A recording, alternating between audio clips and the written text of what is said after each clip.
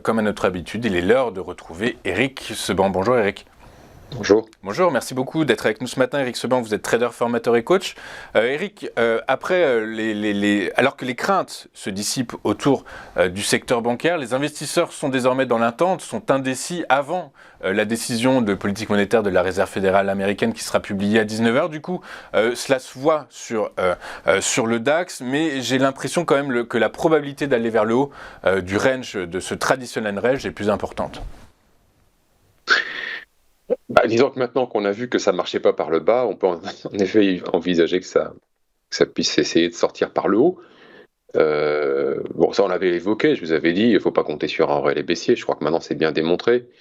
Euh, Est-ce que on va avoir un relais haussier? Vous savez que je pense exactement la même chose, je pense qu'il n'y aura pas de relais haussier non plus, pour toutes les raisons qu'on a évoquées précédemment, notamment le fait que les gérants sont absents des échanges.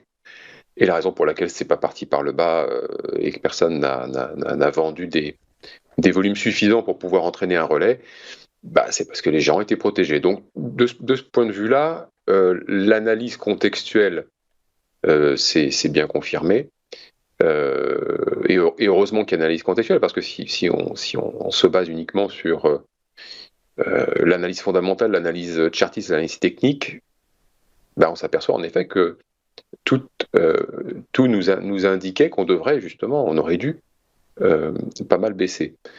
Donc il y a ceux qui réagissent aux nouvelles, et puis il y a ceux qui prennent un peu de recul, puis il y a ceux aussi qui sont protégés depuis un moment, et ceux qui ont essayé de se protéger parce que justement ils ont dit voilà, maintenant ça va baisser, quoi, c'est sûr. C'est la cata, donc il nous faut des protections et on court sur les pouces.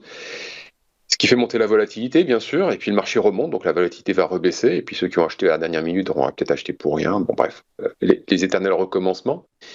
Donc, qu'est-ce qu'il nous reste? Il nous reste, pour établir des scénarios, les mêmes choses qu'avant, en fait, les mêmes choses qu'avant les mauvaises nouvelles.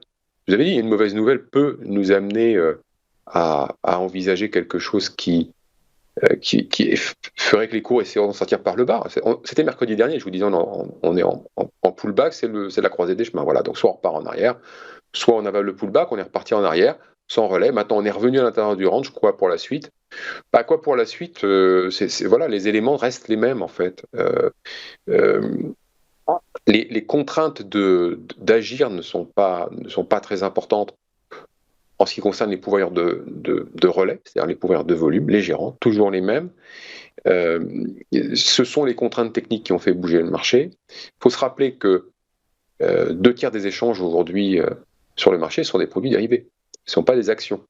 Donc les actions n'entraînent pas des grosses obligations de faire à très court terme. On peut attendre, de voir si les choses s'améliorent et on n'est pas forcé de vendre très très vite ces actions parce qu'on n'a pas, comme sur les produits dérivés, les effets de levier, les dates d'échéance, toutes ces choses qui vous obligent à faire des choses à des moments évidemment qui ne sont pas forcément les meilleurs. Donc quand ça bouge fort, sur les produits dérivés, ça prend le relais, les algos s'y mettent évidemment puisqu'ils font pas mal de gestion, notamment sur la gestion d'options, et ça entraîne des mouvements qui vont très vite, très loin, tous dans le même sens, et puis parfois, quand il n'y a pas de relais, et c'est le cas en ce moment, ça s'arrête et ça repart dans l'autre côté.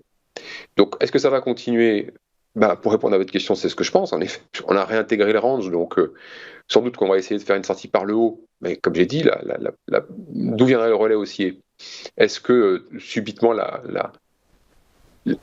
visibilité s'est éclaircie depuis quelques jours? Non. Donc je ne vois pas pourquoi les gérants se remettraient à payer là. Tout d'un coup, il n'y a rien de nouveau, quoi. Donc sortir par le haut, ce sera encore de l'aspect, probablement. Alors après, est-ce que les centaines de milliards que les banques centrales vont décider d'injecter pour à nouveau aider les banques vont à nouveau être une nouvelle fête pour les spéculateurs? C'est très probable. Donc est-ce que c'est avec ce nouveau flux que on va sortir par le haut? Peut-être. Bon, voilà, je dis ça sur un ton un peu ironique, mais voilà, on n'est pas abri de ça non plus. Mais tout ça, ce sera de toute façon sans un relais fondamentalement solide. Et donc, il faut en effet s'attendre à ce que on aille entre les deux bornes de ce range qui commence à s'élargir. Ça fait maintenant depuis le début de l'année qu'on s'est installé là, alors avec 2 paliers, un palier mi-janvier, février-mars. Là, on est réintégré le niveau de février-mars.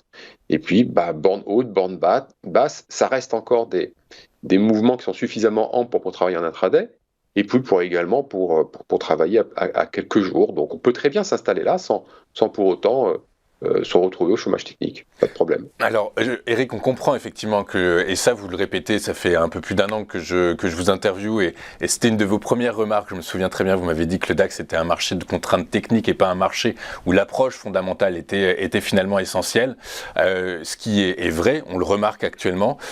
Du coup, aujourd'hui, j'ai quand même l'impression que ces bornes hautes et basses de ce canal historique sont quand même revu légèrement à la baisse, c'est-à-dire que la semaine dernière, on voyait des bornes entre 15 100 et 15 900.